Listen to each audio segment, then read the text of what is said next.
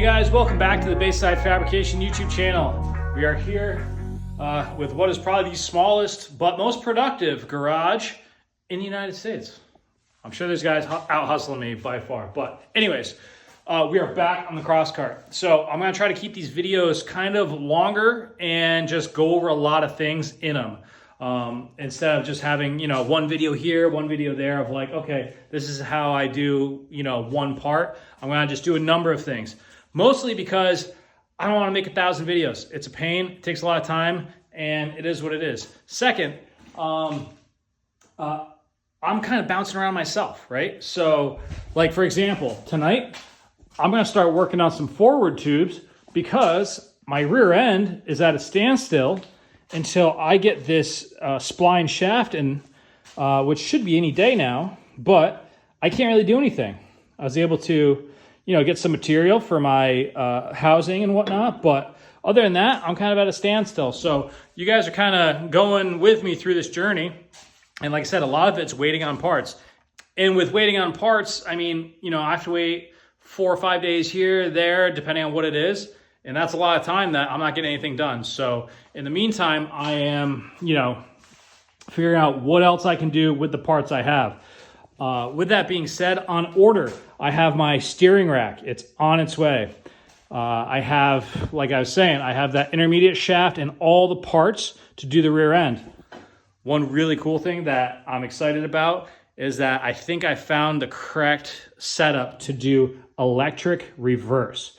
So what that is it's going to be a starter motor on a ring gear, and it's just going to be, that's all it is. So it's essentially, imagine how you start your car. Well, it's going to be that, and it's going to turn this backwards. It's not, meant to be used a ton, I would say. However, you spin out, get jammed up, get up against a wall or a bank or in a bush or something like that. It's nice to have reverse, so you're not having to unstrap and do all this stuff. So that's one really cool feature I'm excited about, and I'm 99% sure it's going to work. I've seen a couple guys do it this way, and yeah, I think it's going to be a home run on this one. It does add a little weight, but man, reverse is definitely worth it in something like this. So, all right, right now I'm working on my forward bars. So it's going to be kind of a FIA style cage, like I always do. So we're going to have 2 bars come down. Now, this top bar here is going to be at a decent little pitch because I want to have a roof scoop feeding the radiator / intercooler, because I know for a fact that 160 horsepower is not going to cut it once I get into this thing, and I'm going to want to hot rod this E85 fuel tech, small turbo, 5-6 pounds of boost, and see if we can do like 250 to 300 on this motor. I'm not sure what the bottom end can handle, but we'll find out one way or another. So anyways, sidetracked. Back to the task at hand. All right, top tube coming down. We're gonna have, like I said, a low profile roof scoop, and then we're gonna come down, boop, right here, X in the doors, and then we'll figure out our front. But right now we can do this part and get this profile squared away. And what I just did was I sat in the seat, and I got my heels and my toes kind of exactly where they're gonna be. Other side note, I did order a Tilton 600 series pedal box. Really, really nice unit. That's on its way too. But for the time being, this is gonna get me in the neighborhood of where my feet are gonna wind up comfortably. So that's why I can go ahead and start doing this bar here without having to worry about that. A little bit long-winded there, but let's cut to the chase and get these bent up and get the profile going. Now, this is kind of critical because there is a look I want to achieve too. And that look is not like boxy and weird. Some of these carts come down like at a super steep angle on the windshield and stuff. They just kind of look, a little goofy. I want this to look like a big RC car, if that makes any sense. So we're just kind of playing around with that profile, I guess. So it might take an attempt or two. I should probably get out the cardboard and, get something going on here, but we'll see how it kind of looks. I did screw up a bend here on the rear, so I'm going to try to reutilize that bend and, see if I can just reutilize that tubing for that. So anyways, I'm going to knock it out. Well, you guys are probably gonna laugh at me for this one, but it's actually quite brilliant and it works really well. I took a 8-foot extension cord, some bungees, my garage door opener, and now I have, you can't even really see it because it's so small, but now I can manipulate a profile for the forward bar opening. So I did a lot of playing with, because I need to make sure I can get out of this thing easily. I need to make sure the angle's right.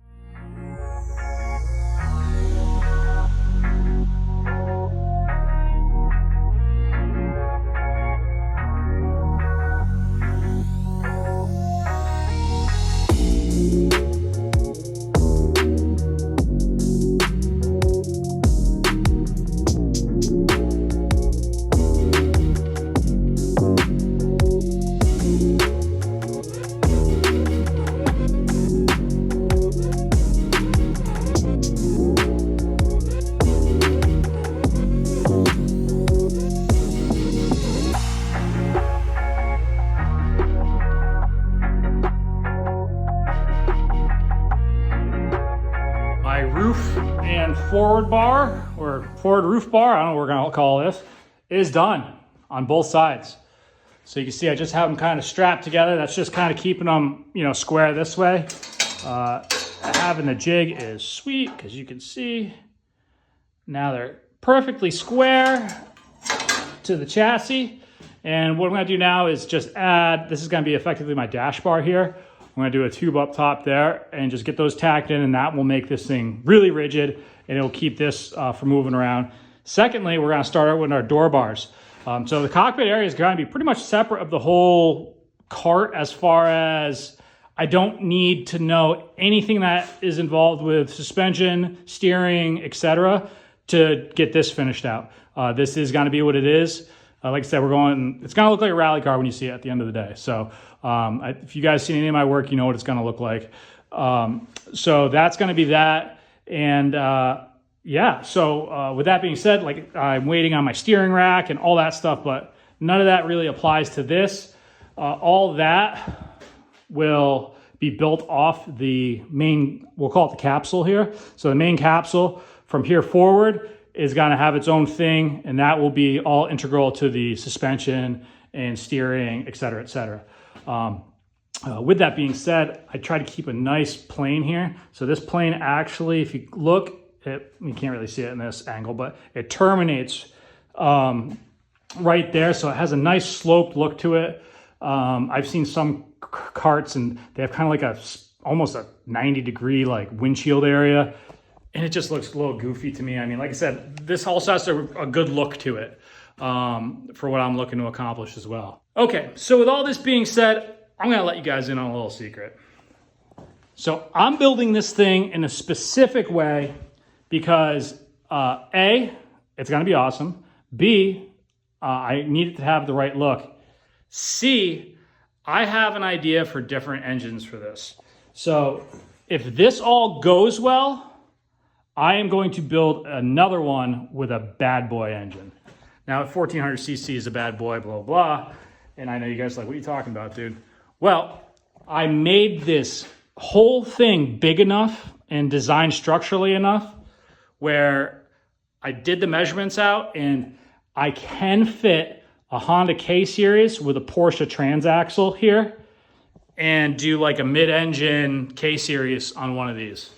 It will be heavier, so that's a whole factor, but I mean, pretty much I can have as much power as I want. I mean, I can make it have too much power easily. So, I mean, it'd be no problem to build a 500 horsepower one. So that's kind of just something in the back of my head. Like I said, if this all goes well and the proof of concept works, the suspension works, all that works, I have built this large enough to accommodate a larger motor if you wanted. And, you know, with the K-Series, the only thing I'd have to do with these rear bars is more or less just extend them out just like another 4 inches, and it would fit with the measurements I took from my 911 swap. So that's pretty cool. You know, Just as we're not doing that obviously now, but so this is just something I wanted to share with you guys, because you might look at this thing when it's done and be like, wow, that's kind of big compared to, you know, some other cross karts, because some other cross karts are literally, they use like 4-wheeler parts and they're much smaller than this. So I did, you know, there is a method behind the madness. So if you look at it like, oh dude, that's not a cross kart, that's a buggy, a rally car. I don't know what we're gonna call this thing. It's gonna be called something awesome is what it is. But yeah, that's kind of where I'm going with all this. So keep that in mind.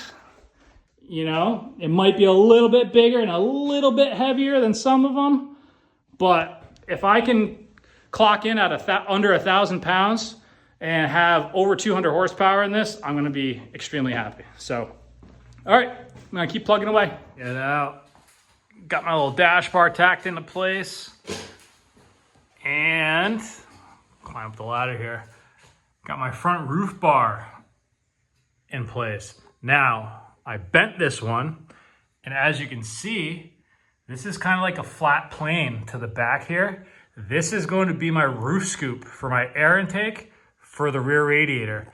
I'm also gonna have a couple on the sides, but picture, that's kind of why I made the back so high. So picture, you know, more or less a flat roof being on here, maybe a little bulged in the middle. And then this is just gonna be flat on the bottom, and that's gonna be a tunnel essentially. And that will dump, the tunnel effectively is gonna come back here, be probably about 4 inches tall, come down here, and that's gonna dump air right down in this area, which I'm gonna have a whole setup for my radiator slash intercooler, depending on which avenue I wanna go with it. But that's kind of the gist of that. So that would be kind of cool. It'll be just like a nice, almost like NACA So instead of having this big roof scoop that pops up and bulges out, it's just gonna be this nice, like low profile setup. And I think it's gonna look pretty slick up there.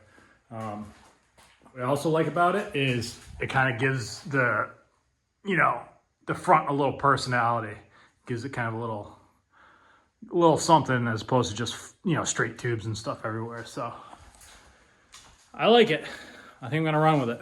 Well, I was out of commission bending tubes for a couple days and plasma cutting because my stupid air compressor broke, but that's fixed and we're good. And this is what I was busy doing last night. I got my door tubes kind of mocked up, and it's gonna look awesome.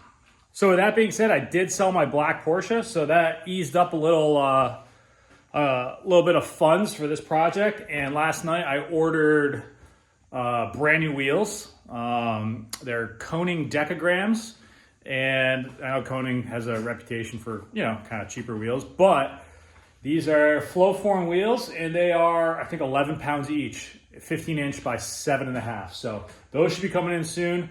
I got some R compound tires on their way, and yeah, I ordered some of the bigger things there, so that's pretty exciting. So wheels and tires should be headed my way, and we're gonna keep on rolling on the cage here. Oh, I also ordered a seat. I got a Bamarco Matrix seat. It's a brand I've run before. They're all FIA legit seats out of Poland, and they're a really good company that I just have, you know, enjoyed using over the years. So those are gonna probably take a little bit because they're coming from Poland, or that seat rather is gonna take a little bit because it's coming from Poland, but it's probably gonna be about 2 weeks. So in the meantime, we have our mock-up seat, which will kind of get us in the neighborhood, but we're gonna keep rolling here.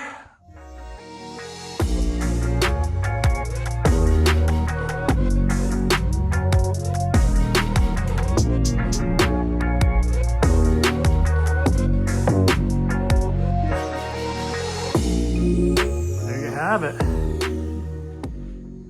Nice tight fit.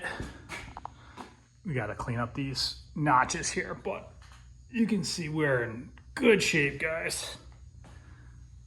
Looking mint. So obviously, before we even tack these in place, we do have to, you know, weld this little section of the forward bar. So when that goes in, it's welded on to the main frame rail there.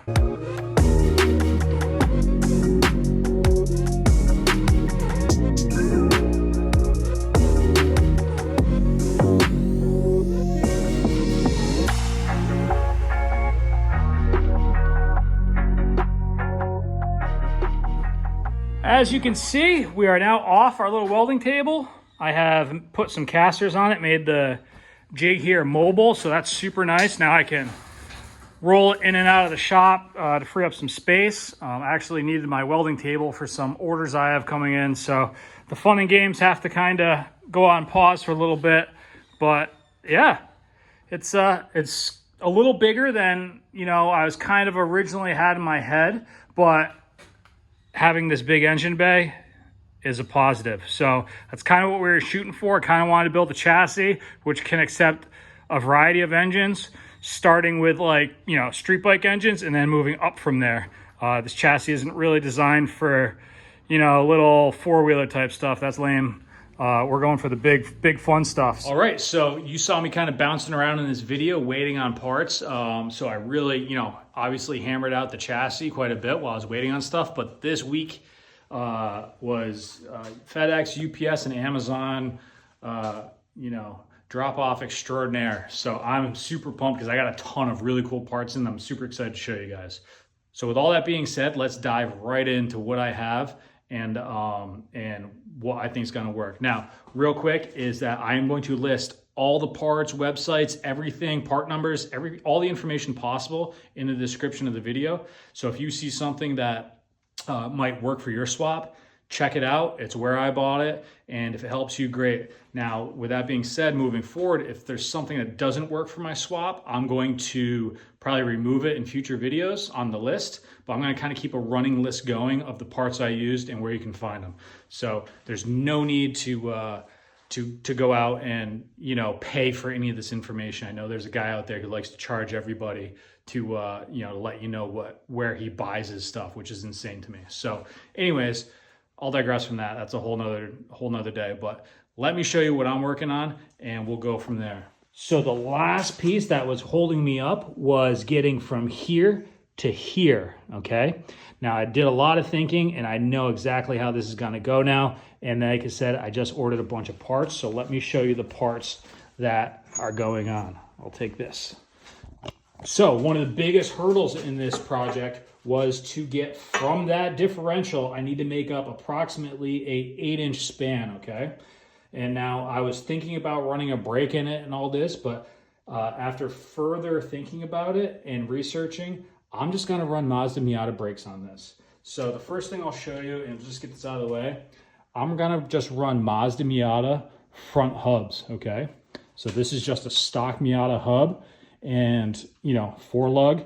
I'm gonna run stock Miata brakes on this. I know they're gonna work really well because they're designed to stop a, you know, 2,000-pound car. This is gonna be half that, so they should work really well. Ultra cheap, and there's no need to reinvent the wheel. Also, I want to use the Kawasaki Concourse brakes, but they are physically too big to fit in the 15-inch wheels I purchased, which I'm gonna show you in a second. Now, our objective is we need to go from the diff to this axle here. And to do that, we need to make a spacer effectively. Now, here's my plan, and here's the parts I bought. This is a 1 3/8 21 spline shaft. There's a YouTube video called Karts, and he provided all the part numbers for this shaft and these couplers, which are super helpful. Like I said, it's all information out there, but it's awesome that guys like him, you know, just save you an extra step. So this is a PTO shaft off a tractor. Like I said, the part number and everything's listed in my description, and it was like 60 bucks, okay?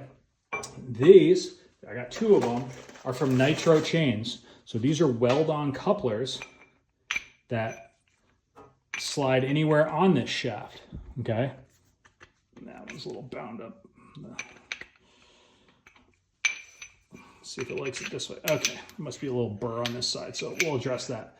So now we have 2 things we can weld on to a common shaft. So here's the ultimate idea. Can-Am Maverick diff input gets welded to there.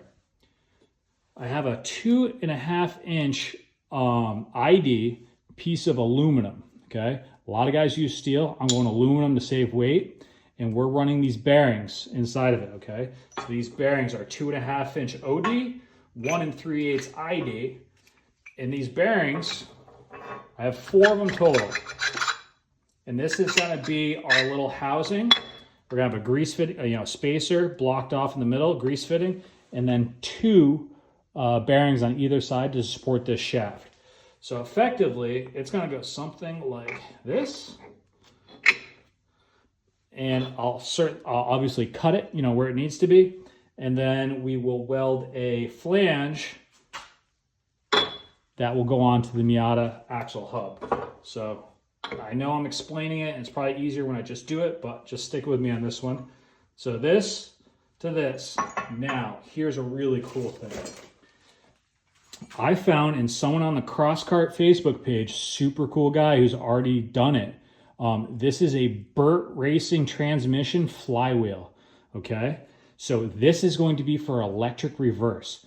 Now I did order a high torque reverse starter motor for the reverse, but this is just a Honda, stock Honda motor, starter motor I had, laying around, and it lines up as well. So I know the one I'm gonna get is going to work. This is kind of the big deal. So now I'm gonna have electric reverse, which is gonna be awesome. So like I said, it's just a starter motor. I've seen other guys do it, and it works really well. So I think I kind of have the rear end and rear spacer off the diff figured out. We're ditching the center rear brake idea, and I'm just going to do straight up rear brakes on the corners. It's not going to be a big deal to do. It's all off the shelf stuff. I'll just have to figure out a bracket for the road calipers, but it's a lot easier than trying to fit a single brake here with the starter motor and all that.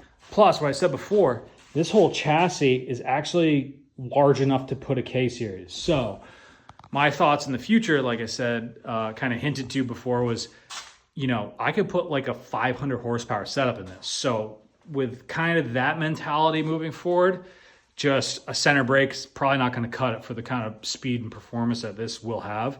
So it's just better off to do the 2 normal brakes, and it will, yes, be a little heavier, but I think the juice will be worth the squeeze on that one. So I think the weight will be not a big deal at the end of the day. So that kind of settles that. I do have, like I said, I have my high torque starter motor coming in. So this is just a dummy one, not gonna be used. And that kind of explains that. Okay, so now I have my 14-inch EMPI, EMPI is the name of the brand, steering rack. So just a center steering rack, waiting on one more U-joint. This is not the splined one, but it's just a straight up steering rack. My actual frame rails are 16 inches apart, so I did order some spacers, so I am going to space this out. So it runs on the pivot point of the A-arms, which is what you want from my understanding. All right, let's keep moving on to fun, cool parts I bought. Okay, 600 series Tilton pedal box. Now, Willwood makes one, and it's like not much cheaper than this. And Tilton is, in my opinion, way better quality, and there's a lot more attention to detail on these. So this is a floor mounted unit. I do have a 5/8 bore 74 series, 73 series, I don't remember offhand, master cylinder for the clutch. So that's gonna be my clutch. I have not got the front and rear brakes yet because I haven't even figured out what brakes I'm running yet. Well, I kind of have, but I'm not sure exactly what calipers. I'm gonna kind of do a little experimenting with a few things, but you can't really size your master until you know the weight of your vehicle, front and rear, or corner balance weight rather. And you also need to know what size calipers you're running. So that's kind of something I'm gonna put in the back burner. Brakes aren't a huge priority right now, but it's just something I'm thinking about in the back of my head. So I think that answers all these questions. Miata rear, Miata front, keep things simple. And with all this Miata stuff, we're running 4x100 wheels. So I don't think I ever bought a set of brand new wheels before. I mean, I must have, but these are Koning Dekagrams. They're flow-form wheels. They weigh just over 11 pounds each.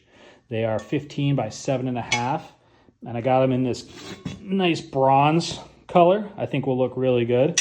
So yeah, those are awesome. And I'm excited to be running these. And it gives me a lot of room to run tires, which I also found. So super cool guy on eBay of all places. He sells racing tires that are like Takeoffs. So these are actually Hoosier SM 7.5s, which are a Spec Miata race tire. So this is what Spec Miata requires you to run in their series.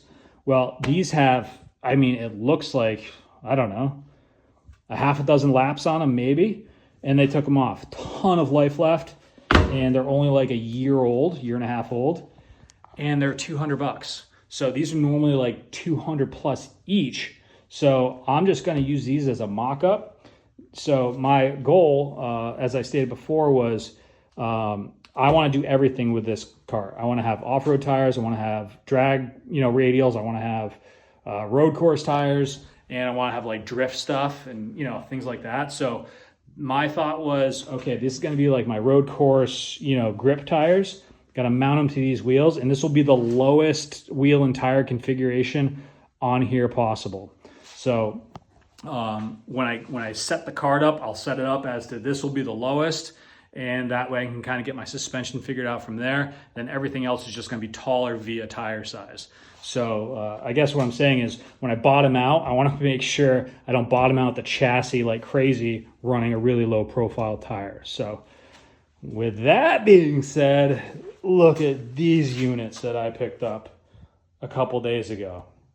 These are 2021 Walker Evans factory Polaris XP Pro front and rear suspension.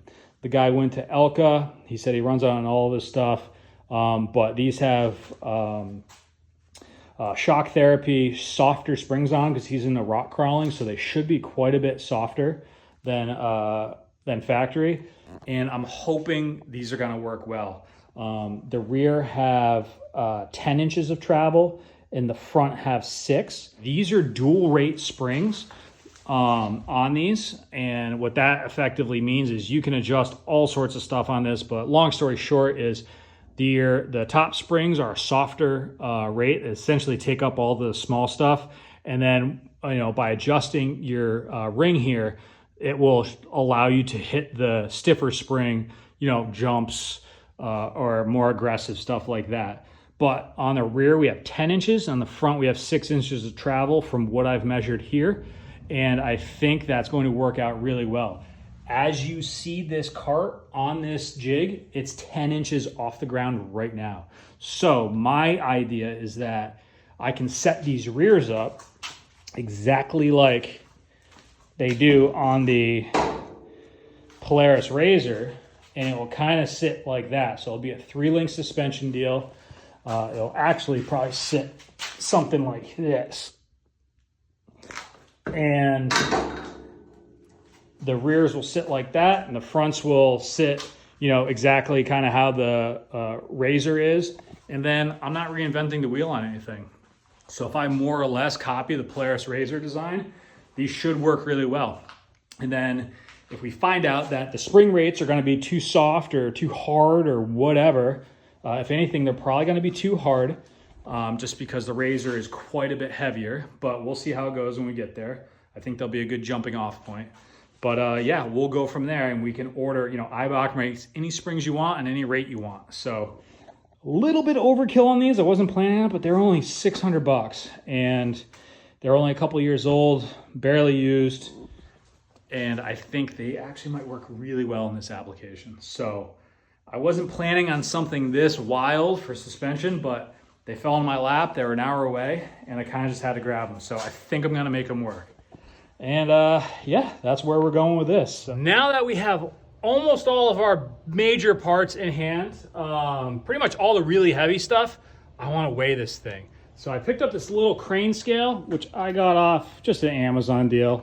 I did test it out, and it seems to be plus or minus a half a pound from everything I've weighed so far. So what I'm going to do now is I got everything loaded up, minus the wiring harness. Obviously, there's no fuel tank, no radiator. So we're going to kind of estimate some of the weights added onto this, but this is going to be kind of the general, you know, weight of the whole thing. I mean, it will get heavier by, I would say, probably about 200 pounds. But I have no idea what this thing weighs right now. So that's what I want to do. I don't know if it's 600 pounds or 800 pounds or 1,000 pounds. So I'm a little bit anxious.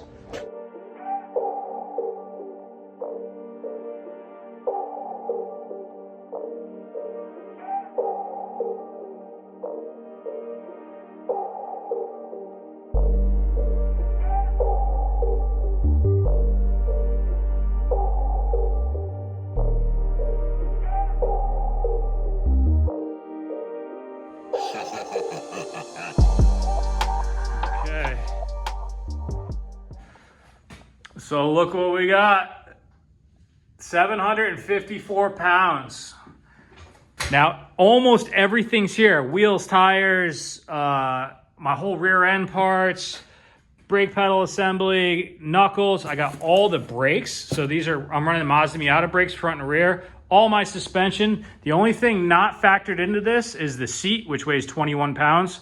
So I can add that weight.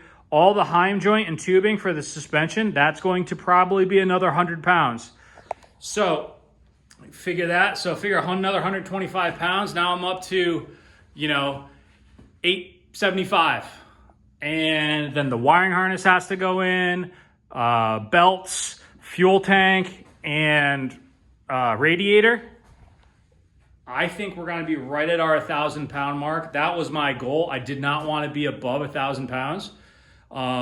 It's just a nice even number. And okay, this is where we're at. This is great news. Obviously, I was hoping for a little bit lighter, but I literally had no idea what this whole engine and engine transmission setup weighs. So this is good. Well, this seems like a good place to stop, guys. I appreciate you watching. Now, look in the description below, and I'm going to pretty much highlight and just give you guys all the information I can possibly give you on all the parts I'm using for this build. I want to include links, part numbers, etc., etc. I want it to be transparent and for you guys to be able to have access to the same parts that I am using. With all that being said, if something changes in like the next video, for example, I'm just gonna make something up. Let's say I decide not to use a Mazda Miata rotor and I use something else.